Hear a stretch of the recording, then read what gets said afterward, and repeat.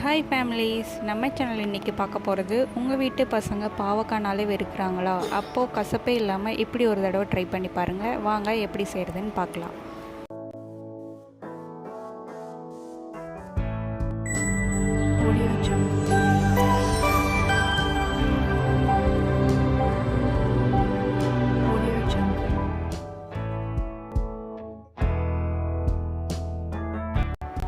ஒரு கடாயில் 4 ஸ்பூன் எண்ணெய் ஆட் பண்ணிக்கோங்க.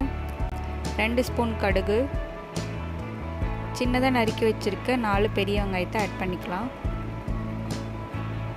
நல்லா வதக்கி விட்டுருங்க வெங்காயத்தை.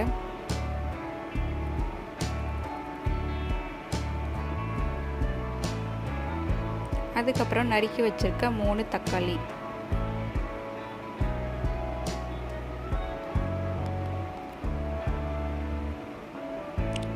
தக்காளி நல்லா வதங்குறதுக்காக உப்பு ஆட் பண்ணிக்கலாம். ஆட் பண்ணிவிட்டு நல்லா வதக்கி விட்டுருங்க. 1 ஸ்பூன் மஞ்சள் பொடி,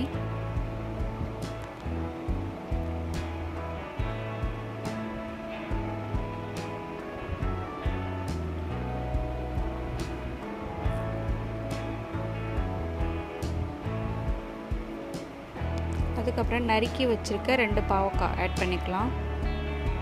ஆட் பண்ணிவிட்டு நல்லா வதக்கி விட்டுருங்க. கொஞ்சமாக ஆயில் ஆட் பண்ணி நல்லா வதக்கிக்கலாம்.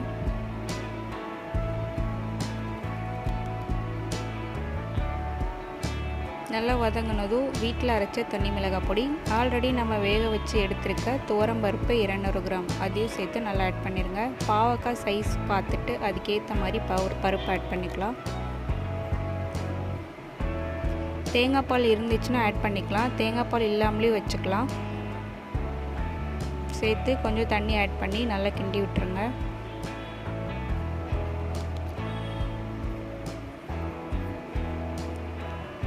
பாருங்கள், நல்லா கொதிக்கணும். இது மாதிரி நல்லா வத்த விட்டுருங்க.